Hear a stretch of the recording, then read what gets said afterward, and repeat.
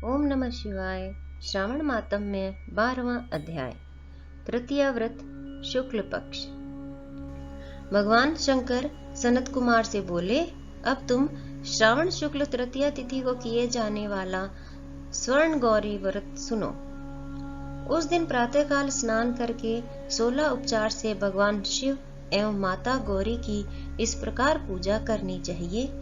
हे देवादिदेव, मेरे द्वारा की गई पूजा को आप स्वीकार करें। गौरी माता के व्रत की पूर्ति के लिए 16 बायने दंपतियों को देकर कहना चाहिए, मैं माता गौरी के प्रीत्यर्थ तथा व्रत पूर्ति के लिए उत्तम ब्राह्मण दंपतियों को बायना देता हूँ।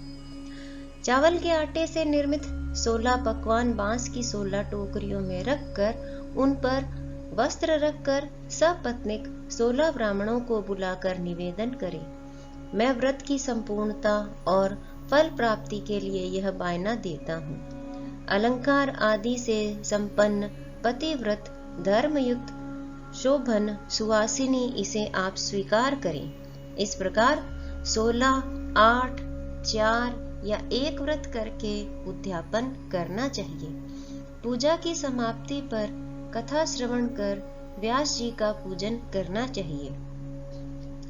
सनत कुमार भगवान शंकर से बोले, हे प्रभु, इस व्रत को सबसे पहले किसने किया? इसका क्या महात्म्य है? उद्यापन की विधि क्या है? इसके जानने की मेरी तीव्र उत्कंठा है। भगवान भोलेनाथ ने कहा, हे ब्रह्मा पुत्र सनत कुमार, मैं तुम्हारी जिज्ञासा अवश्य पूरी करूंगा। प्राचीन काल में सरस्वती नदी के तट पर सुविला महानगरी थी। उसके राजा का नाम चंद्रप्रभा था। उसकी महादेवी और विशाला नाम की 2 रूप और लावण्य युक्त पत्नियां थी। राजा चंद्रप्रभा महादेवी रानी को अधिक प्यार करता था। राजा उस पर अपनी जान छिड़कता था। एक दिन राजा शिकार खेलने के लिए वन में गया। वहां उसने शार्दुल, सिंह, वराह, अर्नावैसे, हाथी आदि का शिकार किया। अब राजा को प्यास व्याकुल करने लगी। राजा वन में पानी के लिए इधर उधर घूमने लगा। घूमते हुए वह एक तालाब पर पहुंचा। उसने तालाब के जल से अपनी प्यास बुझाई। पानी पीने के बाद राजा ने इधर उधर देखा तो उसने देखा कि तालाब के किनारे कुछ अप्सराएं गौरी की पूजा कर रही हैं। राजा ने उनसे पूछा, आप किसकी पूजा कर रही हैं? अप्सराओं ने उत्तर दिया, हम स्वर्ण गौरी का पूजन कर रही हैं। राजा ने फिर पूछा, देवियों, इस व्रत को करने की विधि एवं व्रत का क्या फल मिलता है? बताने की कृपा करें। अप्सराओं ने उत्तर दिया, श्रावण शुक्ल तृतीया के दिन यह व्रत किया जाता है। इस व्रत में भगवान शंकर और भगवती पार्वती का पूजन किया जाता है। इस व्रत में 16 धागों का डोरा पुरुष अपने दाएं हाथ में तथा स्त्रियां अपने बाएं हाथ में बांधती है। यही इस व्रत को करने की विधि है। इस व्रत को करने से भगवान शंकर की कृपा से सब मनोकामनाएं पूरी होती है। यही इस व्रत का फल है।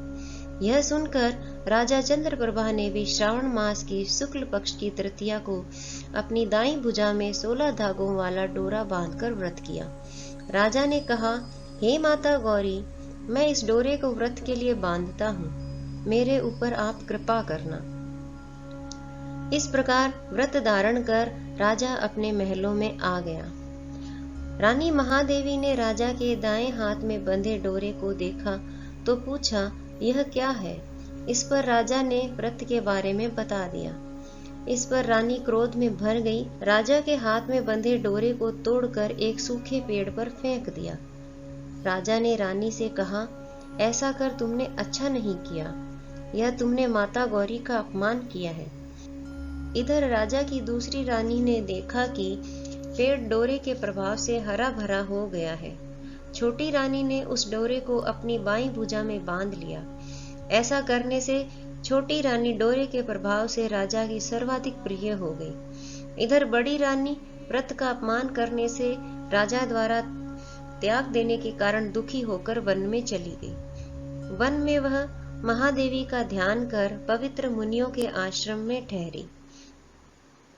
परंतु मुनियों ने उसे देखकर कहा, अरे पिशाचिनी, यहाँ से चली जा। राजा और मुनियों द्वारा तिरस्कृत रानी महादेवी घोर जंगल में घूमती हुई थक कर एक जगह बैठ गई। वह गौरी का स्मरण कर पश्चाताप के आंसू बहाने लगी। रानी को दुखी देखकर देवी को उस पर दया आ गई और उसे दर्शन दिए। रानी ने देवी को दंडवत प्रणाम किया और उनकी स्तुति करने लगी। हे देवी, आपकी जय हो, आपको बारंबार नमस्कार है। हे भक्त वरप्रद, आपकी जय हो। हे मंगले मंगल रूपे, आपकी जय हो। इस प्रकार भक्ति के द्वारा देवी से वर प्राप्त करके बड़ी रानी ने गौरी अर्चन करके व्रत किया। व्रत के प्रभाव से राजा बड़ी रानी महादेवी को वनों से महलों में ले आया। देवी के प्रसाद से राजा तथा उसकी दोनों रानियों की सब इच्छाएं पूर्ण हुई। दोनों रानियों सहित राजा संपूर्ण राज्य का उपभोग कर समृद्धिशाली हो गया। अंत में राजा व दोनों रानियां देह त्याग कर शिवलोक चली गई। शिवजी बोले, हे तात, जो शोभना पार्वती का व्रत करता है वह मेरा तथा पार्वती का अत्यंत प्रिय प्राणी हो जाता है। इस लोक में सुख सुविधा भोग कर और अपने शत्रुओं पर विजय प्राप्त करके अंत में मेरे लोक को चला आता है। अब मैं तुम्हें इस व्रत की उद्यापन विधि बताता हूँ। शुभ तिथि, शुभ वार, चंद्र बल, तारा बल हो जाने पर मंडप में अष्टदल कमल के ऊपर धान्य, उसके ऊपर घट स्थापित करना चाहिए। उस घट पर 16 पल का बना तांबे का पूर्ण पात्र रखना चाहिए। उस पूर्ण पात्र में तिल भरकर उसके ऊपर पार्वती तथा भगवान शंकर की प्रतिमा रखनी चाहिए। इसके ऊपर 2 श्वेत कपड़े और श्वेत रंग का यज्ञोपवीत रखा जाता है। विधि पूर्वक वेद्य मंत्रों से पूजन कराकर रात में जागरण करना चाहिए। अगले दिन प्रातः काल पूजन करके हवन करें।